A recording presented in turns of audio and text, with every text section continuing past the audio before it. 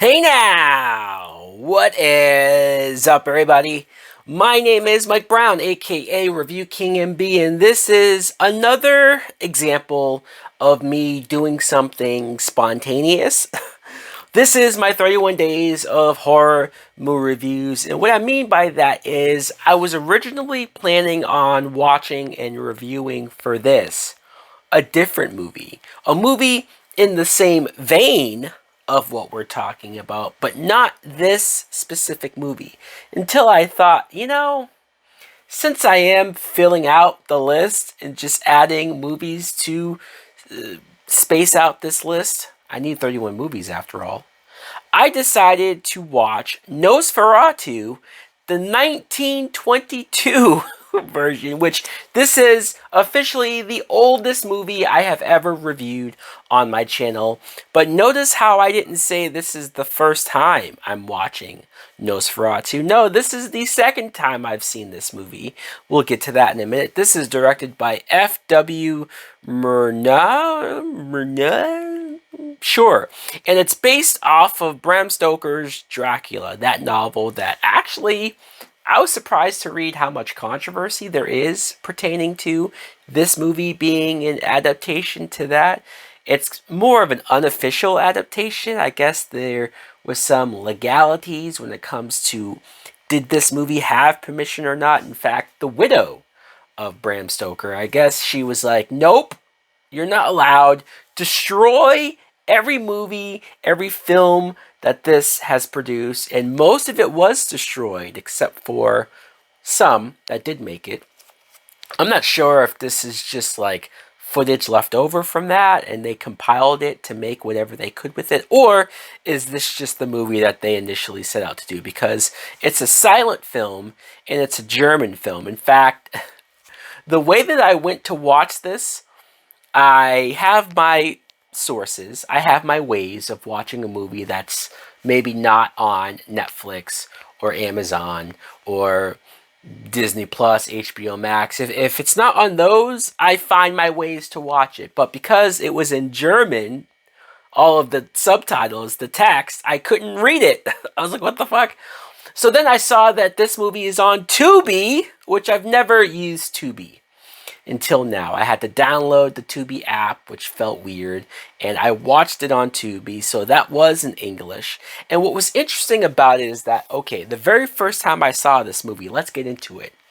It was in film class for college. I remember taking, before I could take what I was most interested in, video production, I had to take Media 2, which covered movie history and a lot of the old movies that they made us watch for this class. I'm talking about Casablanca, which was fine, Birth of a Nation, which fucked that movie, and then this movie, Nosferatu. So I had to watch it for school.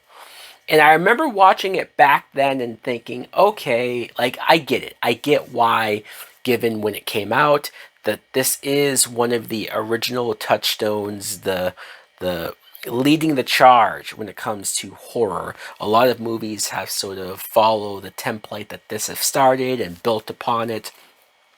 And I remember back then that movie was in black and white, whereas this one on Tubi, it looks like they colored it.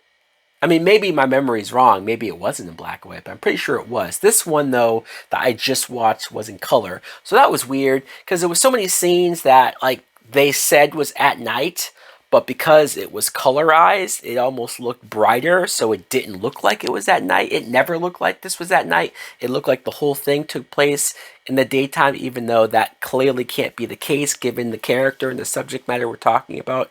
But let's talk about quickly the plot.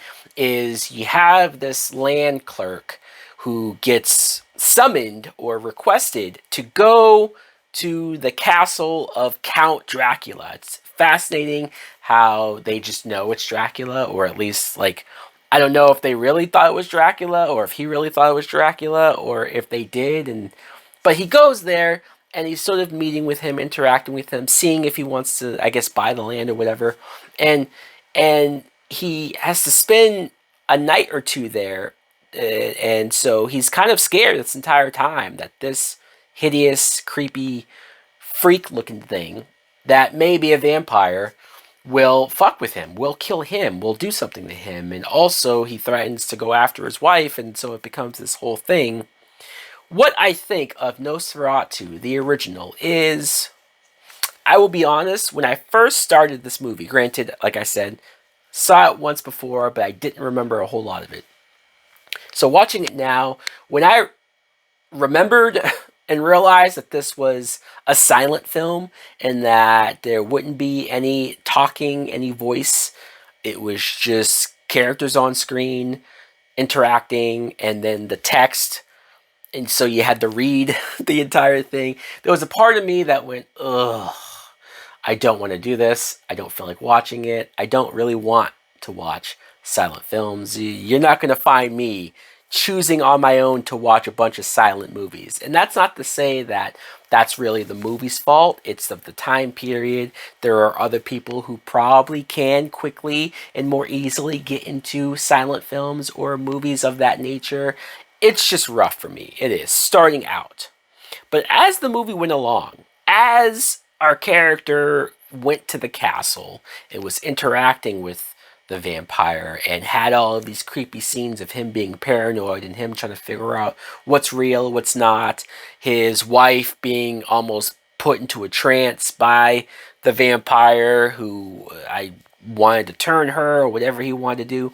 That's when the movie got more interesting for me. Yes, granted, it was no dialogue, it was all text, it was all that type of music just playing that just was grating after a while. But I did get into it. I did get into the imagery. I think the imagery is what I remember the most from the first time I saw it. The imagery is what still probably holds up the most when it comes to the makeup of the Dracula character. I mean, that actor, who knows? Maybe in real life he looks really freaky and weird, and so it didn't take much to make him look as creepy as he does. But there's many scenes, many moments with his long fingers and his just the shape of his body and the shape of his head and face and ears and teeth. Like, he looks creepy as fuck. And I think if you think about our lead character having to be put into the situation, granted, I would never fucking go there. And I would never, or at least if I saw him, I would say, fuck this shit.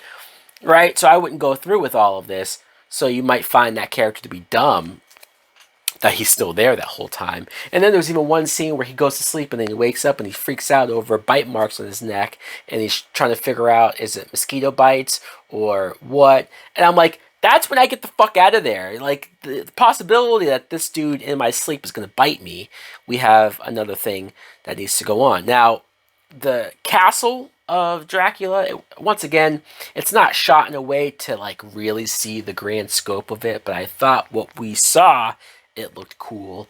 I thought some of the interactions, like I said, of the wife being almost possessed, waking up in the middle of the night and freaking out. It's almost like she was seeing visions of her husband being attacked or being stalked upon, or she was being drawn out towards the window to either go to the vampire, or was he trying to bring her to the window to kill herself? I don't know. It was all fucked up and weird. And then you have more so the third act of the movie where you get the true intentions of this vampire, where he just wants to, as they say, put this plague onto the town. He wants to turn people, he wants to infect the town, he wants to get them all sick and scared and freaking out. That's kind of the goal, I guess, of the vampire. And so I think there was a lot of interesting things in this movie. There was a lot of creepy imagery in this movie. I'm not going to pretend to say that anybody can watch this movie now at this point, given how old it is, given that it's over 100 years old, that anybody, especially a younger person, would watch this and think, oh man, this was fucking awesome, or that younger people will appreciate this movie for being the classic that it's considered. Because I admit, yeah, it's hard to stick with it, maybe even for myself. But at the end of the day, I think I was able to, like, I'm glad that I rewatched it.